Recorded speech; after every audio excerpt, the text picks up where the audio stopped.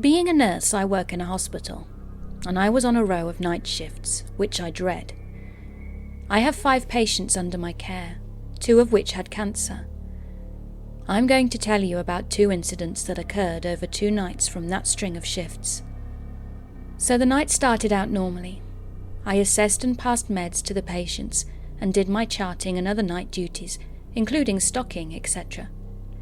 At around 11 p.m, one of my palliative patients started alerting me, complaining that there was a kid running into the room, laughing and playing when they should be in bed.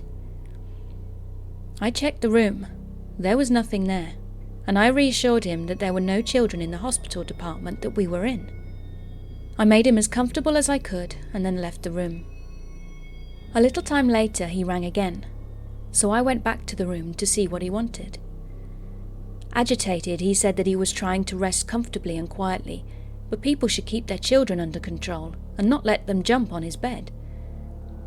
This time I got chills, but again I reassured him that there was no children since it wasn't the pediatric ward.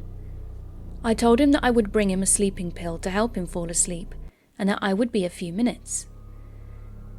As I started walking back towards the desk and medication room to grab the sleeping pill, a bell rang. I turned around and saw that the indicator above his door was flashing. Slightly annoyed at this point, I walked back to his room. He was visibly agitated in his bed, and I asked him again what was wrong. He again complained about this kid. He said he was just in here again. I leaned over the bed and calmly explained, "There are no children in this hospital. You need to get some rest." Loudly he replied, "He's standing right behind you." I stood straight up instantly and slowly turned around. Creeped out, I turned to face the patient, and before I could speak, he says, "He ran into the closet," referring to the lockers where patients store their personal items. I slowly opened the locker and saw that his jacket was swinging, but no one was in there. I turned and said, "There's no one in here." Then I rushed into the medroom and got his sleeping pill. On another occasion, I came out of one of my patient rooms and was sanitizing my hands. I was standing facing the wall, and as I was rubbing my hands together, I noticed a shadow of something walk out of the room next door, and as I turned to look, it walked into the room opposite. I followed it in there, and I asked the patient residing in that room if anyone had come in. He replied no, but with a shaky voice. I double-checked the room to make sure there was no one in there. I left that room and decided to investigate the room it came from. Going in, I looked around, but again no one was there. I went back and checked the patient and found him dead. I walked out of the room immediately to inform the nurse who was caring for this particular patient. She asked me to come with her to check him because she had been having creepy vibes every time she went in there. I agreed and we went in. She did the routine assessment where you have to listen for a full minute. When she was done, we suddenly heard knocking on the wall. She looked at me and said, "See? It's creepy." I didn't think anything of it until she then said, "We're on the 4th floor. The other side of that wall is outside of the building." We quickly left the room, then 4 of us came back to shroud the body.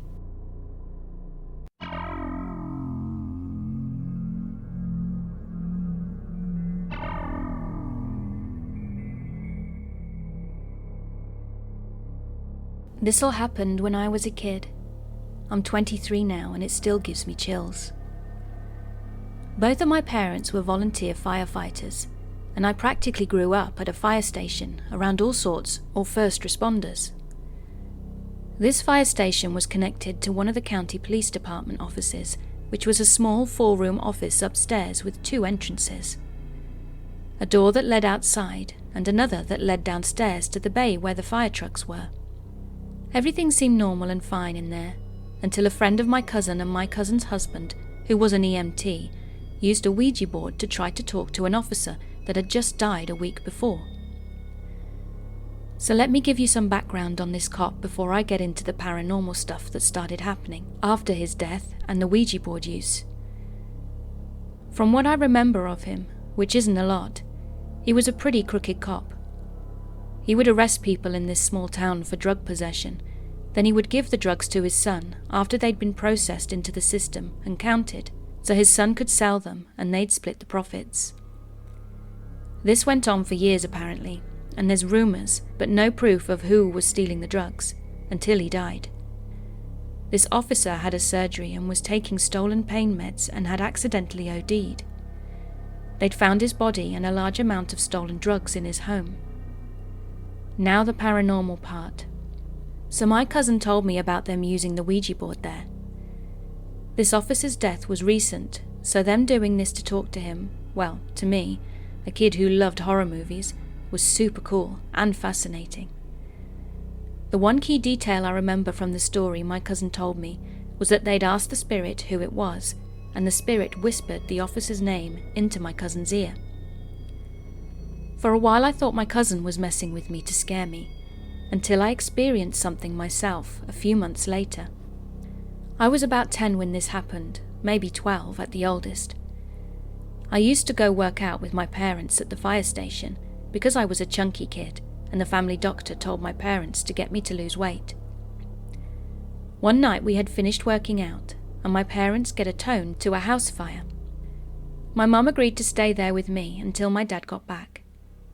So we were sitting there, watching old training tapes on the TV in the dark, when we heard a loud stomping noise coming from upstairs. My mum and I immediately froze and looked at each other, because we thought it was just us there. We were pretty sure it was just us anyway. It was bizarre.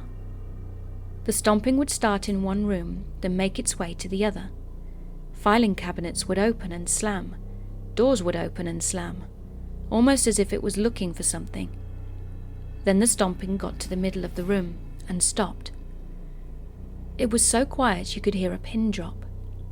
The way this fire station was set up, there was a ramp that went down to the bay where the trucks were, so my mum and I were sitting there in silence, just listening to these mysterious noises, when suddenly we heard the door to the bay open and someone walking up the ramp.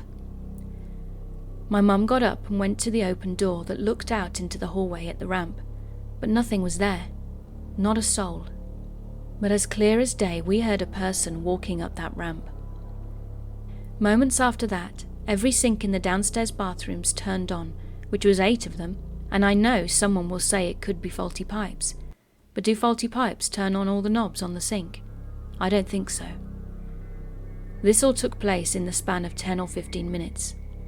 We turned them all off, and shortly after, maybe 15 or 20 minutes, my dad and all the other firefighters piled into the fire station. My mum and I told my dad and everyone else what had happened, but they didn't believe us. They told us we were making it up, and we were hearing things. Ever since the Ouija board was used, the feeling of that place is just weird and creepy, where before it seemed very familiar and welcoming, like a place of safety.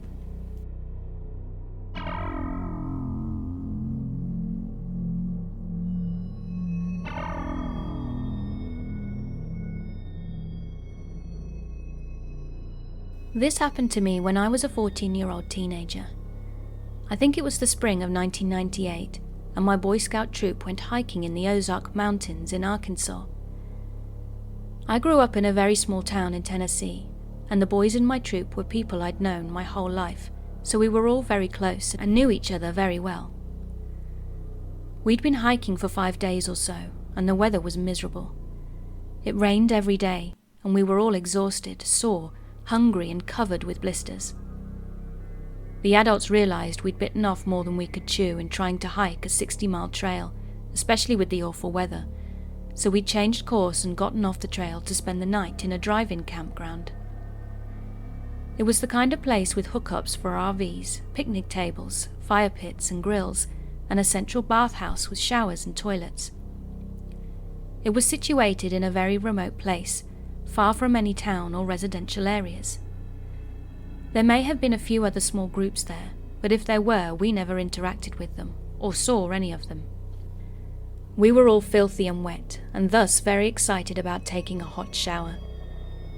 It was dark now, and we'd finished dinner, so a group of 5 of my friends, including my friend Jeremy, who like everyone else in our group I had known since we were babies, headed up to the bathhouse, which was maybe a quarter-mile walk through the pitch-dark woods up a worn-down gravel walking trail.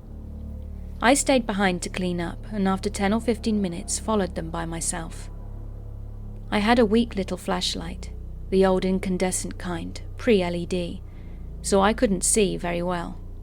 I remember the woods were totally silent, and when I got about halfway to the bathhouse, I could see the light from it off in the distance through the woods. I heard a noise to my left.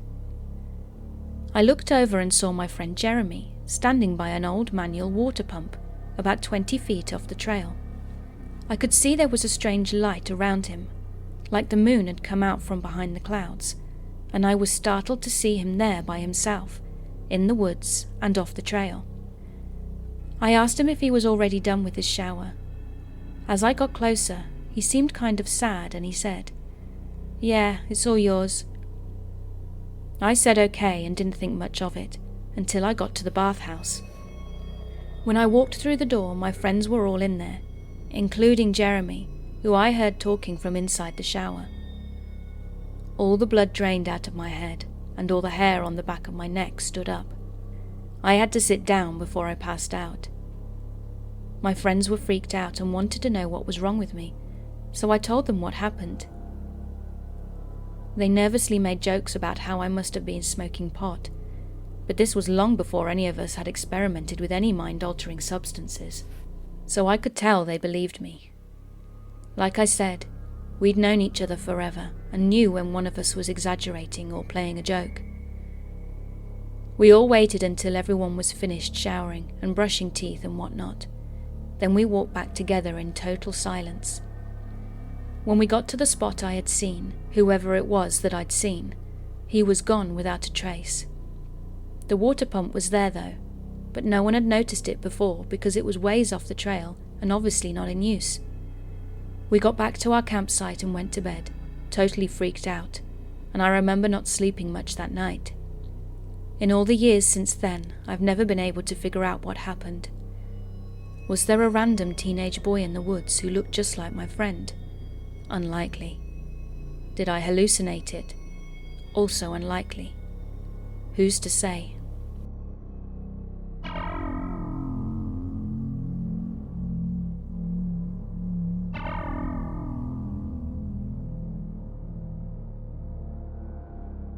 When I was 16 years old, I had already been at a boarding school for roughly 5 years. It was situated in buildings that were originally used as a convent for priests and was also used as a graveyard in the Middle Ages. For the last 170 years, though, it has been a school, going through 2 world wars, during which it was also used as a field hospital by the German army. Now, the thing you should know about the school is that it was located in 2 large buildings, separated by a large playground. The boarding school itself was located on the top floors of each building, separated by 3 floors to reach the ground floor. That year I didn't get good grades, so I was moved over to the other building with the junior years to be under a stricter routine and longer study hours. We always had about an hour and 15 minutes every evening to relax and spend time with our friends after studying. And for that there was a large basement with a small TV room with a bar and a gigantic room with pool tables and kicker tables. The thing about the gigantic room was that it only had a single light switch, and it was connected to the school's theatre and dancing room, of which the doors were always locked and its light always off. Besides that, there was also a door that was always locked and supposedly connected to the 2 buildings on the school's premises with a tunnel. Now that evening I went down to the basement directly after studying, taking my phone charger with me. It was a pretty uneventful night, and at the end of it I made my way back upstairs, going up 3 floors and finally reaching my room. All of a sudden I realized that I'd left my charger in the basement, so I ran up to the supervisor, who gave me the keys so I could go back down there to get it. Descending the 3 floors to reach the basement, I started to get this eerie feeling of being watched. The feeling became worse once I'd realized that if I did scream, nobody would hear me, as there were 3 empty floors between myself and the boarding school. Once I'd reached the basement level, I was calm again on unlocking the first door and opening the second one. As I slowly opened the second door, it felt as if the darkness in that gigantic room was extremely thick, as if it would swallow me up. I switched on the lights and started making my way past the ping-pong tables towards the back of the gigantic room, which was roughly 30 meters away from the door and the only light switch. As I made my way to the back, I was suddenly taken over by a massive sense of danger and terror. I felt as if I was being ambushed or led into a trap, and my heart rate skyrocketed. I quickly turned around and sped walk back to the door, when suddenly all the ping-pong tables were making deafeningly loud noises, as if people were slamming on them with their fists to stir up a fight. I started sprinting to the door in fear that someone might switch off the lights or close the door on me. And as I was getting closer to the door, the noise got louder and louder. Once I'd finally reached it, I switched off the light and slammed the door shut, and as soon as the door closed, the noise stopped. I quickly locked the door and ran up as fast as I could, crashing into one of the supervisors that was making his way home at the end of the night. He asked me what was going on, as I was pale, sweaty and shaking, and I told him what I had just experienced. Instead of trying to rationalize what had happened, the first thing he said is that he'd experienced some scary things as well when he had to lock up the basement alone. He also told me to check with another supervisor to make sure nobody was down there. The other supervisor and I went down to the basement again and stopped at the locked door, trying to hear if someone was down there or if any student was messing around. We listened quietly and heard someone walking around. As soon as we opened the door, the noise stopped and we flicked on the lights, but nobody was there. Nevertheless, the back doors of the dancing room and theatre were wide open. To this day I get chills thinking back to this experience. Nobody could have been down there with me without me noticing, nor can I explain away the slamming noises coming from the tables. It's an experience that has never left me, and although I try to rationalize it, it is haunting me in a way. What could it have been, is what I'm wondering now.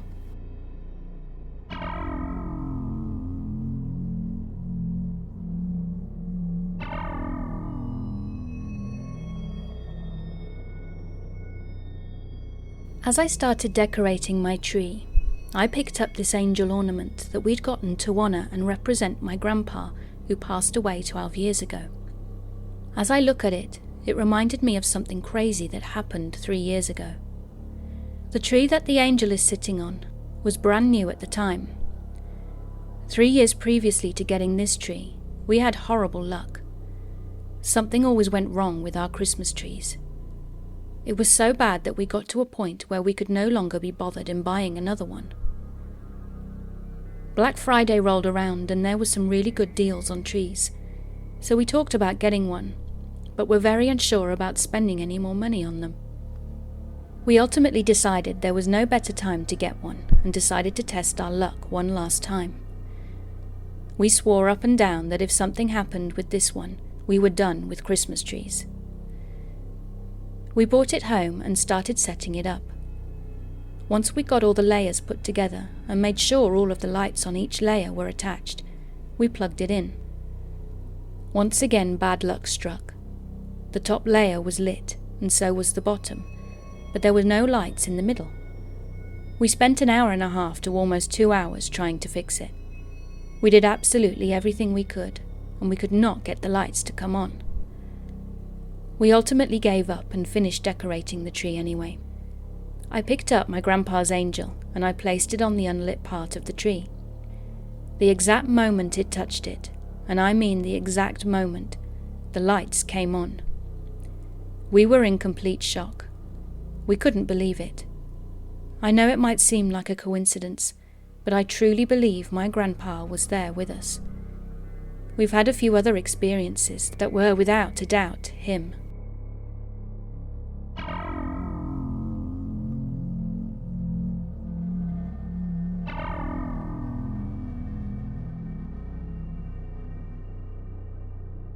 I've been a paranormal hunter for about 15 out of my almost 30 years of life, so I have had plenty of experience with all different types of entities, and this is just one of my several memorable experiences.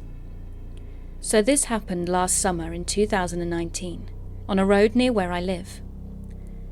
This road is completely forested, save for the bar at one end and hiking trails on the occasion. Towards the middle of the road there is a path that leads to a tree that looks like it is bleeding. So needless to say, it is known as the bleeding tree, or the hanging tree, because in the past that tree was used for lynchings. Further down this road there is another path that is roped off that leads to an old shed that got burned down in the 90s. I had been going to the road for a few months at this point and had had a lot of encounters, including, but not limited to, touching, voices through the spirit box, EVPs, black-eyed children, and even being chased by what could only be assumed as a hellhound. Now this place has had a really dark past. KKK meetings and lynchings, black magic and satanic rituals. So this place is a hotspot when it comes to the paranormal. Some KKK members were arrested for lynchings, and they claim to have taken at least 10 people. The locals who live near the road have so many stories and even fear it, saying it's a portal to hell and no good comes from it. So my group and I made it a routine to go there every Sunday night. This night in particular started out like any other. We had the usual creepy feeling of being watched, shadows darting in between the trees, and sounds of branches breaking, like a person was walking in the forest. My group consisted of 7 people. Their names changed for privacy reasons. There was me, my girlfriend, Josh, Heather, Sam, and Sam's younger brother, Samuel. We got to about a quarter of the way down the road, where my girlfriend and Sam decided they wanted to turn back. Sam was having a really bad feeling, being the empath that he was, and my girlfriend's ankle was killing her due to a past injury. So Josh, Samuel, Heather and I continued, while they went back to the vehicles. We stopped at the entrance to the path to the hanging tree to do a spirit box session and caught a voice of a woman we have repeatedly come across before that is known as Juanita. We then saw a shadow dart between the path, which really scared Heather, so we decided to keep moving forward down the road. We ended up stopping towards the end of the road to take a break and to see if we could find anything at that specific area. It's known to have had an apparition appear that is wearing white robes, which the locals assume is a member of the KKK. After about 5 minutes of seeing nothing, we decided to start another spirit box session where we tried to communicate directly with this entity. We ended up getting the same male voice several times, but we weren't able to understand what it was saying. At this point I started to get annoyed, and I did something very stupid, which I always tell my investigators never to do.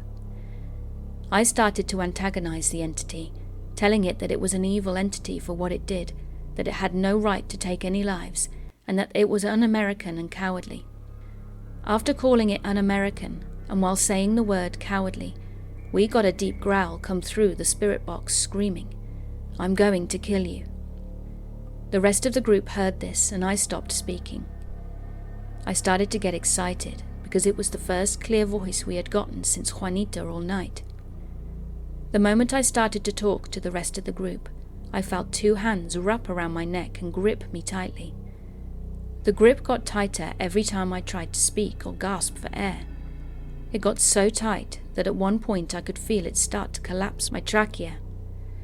Almost as fast as it started, it disappeared, and I was left on the ground gasping for air. I suddenly felt like I'd been kicked in the side, which caused me to vomit. After that, we decided that the night was finished and we called Sam to come pick us up. When we got back to the cars, I had my girlfriend and the rest of the group check me. I had bruise marks all over my neck, as if someone was strangling me.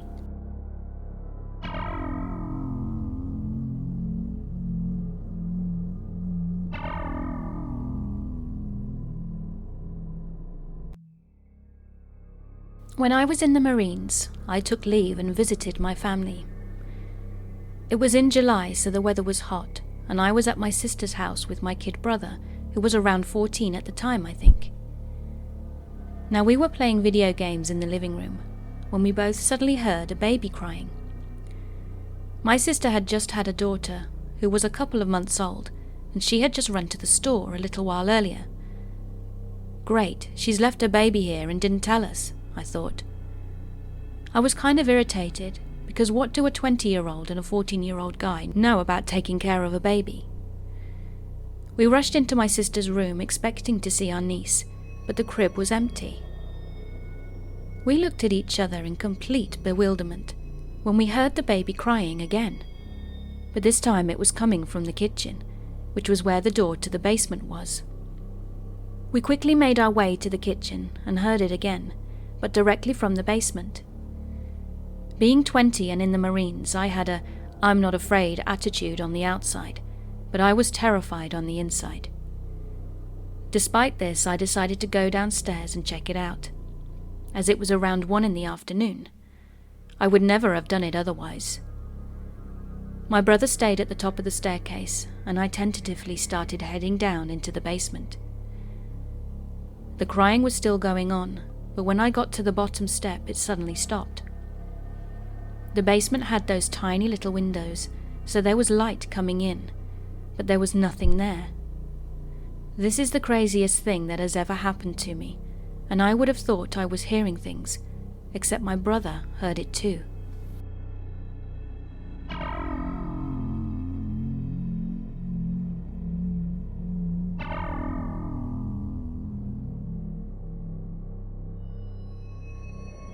So something odd happened around 2 years ago.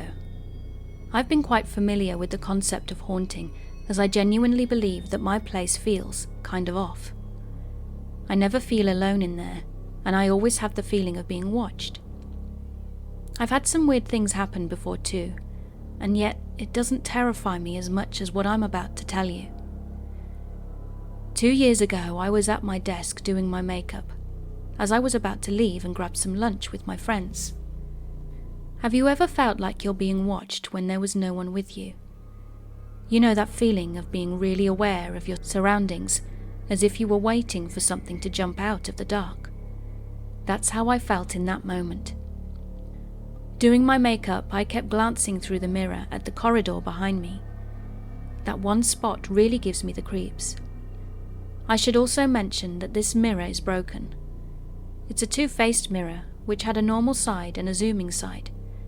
It's the zooming one that was broken, so I wasn't using it anymore. I glanced 2 or 3 times before I finally saw something unusual, and what I saw was absolutely terrifying. Through the mirror, I could see an image of my face above my shoulder, looking at me dead in the eyes. This face looked exactly like mine and was so clear I couldn't have mistaken it for some other reflection. I've never seen such an expression on myself before either. It was so serious and so cold that I almost looked mad. Eventually I was so startled and scared that I had to look away before checking behind me, but there was no one there. Nothing out of the ordinary other than that happened, no noises or movement whatsoever. But as you could imagine, I had a really hard time finishing my makeup and was really in a rush to get out of that place. I've never seen my face again in this way, nor anything else through that mirror. I'm not really the kind to be hesitant to talk about paranormal experiences, but it took a long time for me to talk about this one, as it felt much more personal than hearing some weird noises or seeing a shadow figure. That thing, whatever it was, took my face, my features, and that's probably the scariest part. If anyone has ever experienced something like this, or has any kind of information on what it could be, please let me know.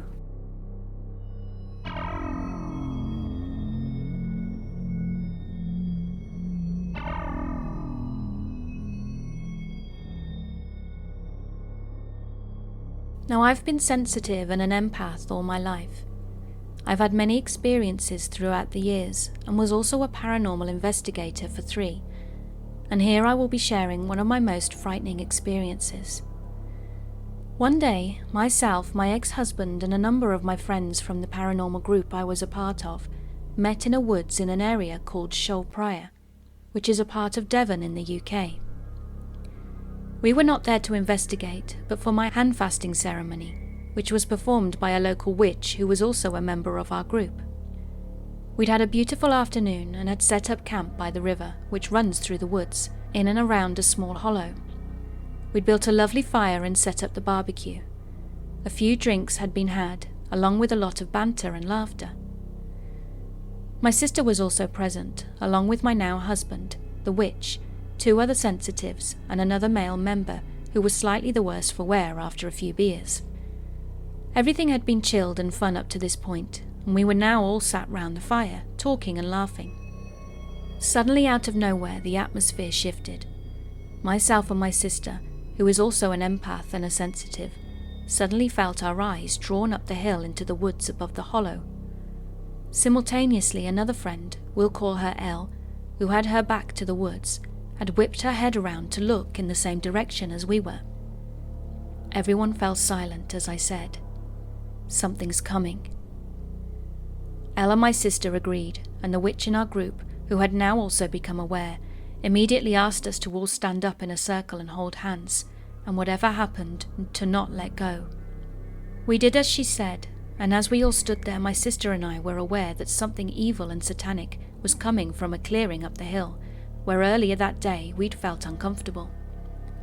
As we stood there holding hands in a circle, we could all feel this dark energy rolling down the hill towards us.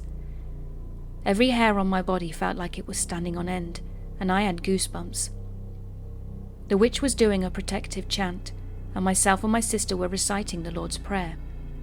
As we stood there absolutely petrified, we began to hear disembodied voices, moans, cries, unintelligible talking and shouting.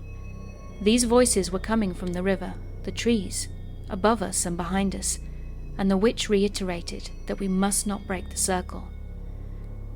I was holding my sister's hand, and she was holding the very much more sober, drunk guy's hand.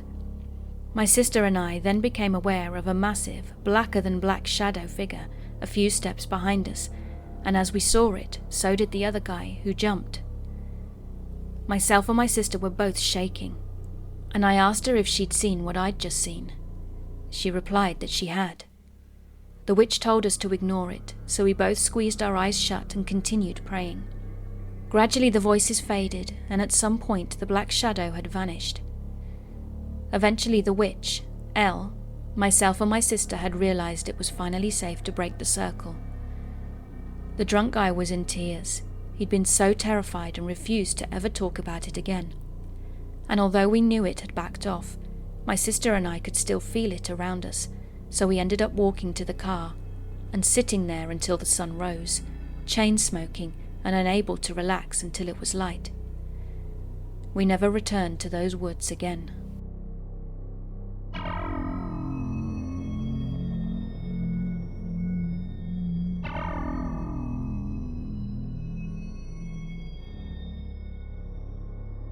Now, I'm not a religious person, but these strange occurrences made me think more about life after death. My father passed away in January last year. For the last 3 days, my car's back door has been opening whilst driving along in the middle of the road. I've had to stop the car a couple of times a day to close the door.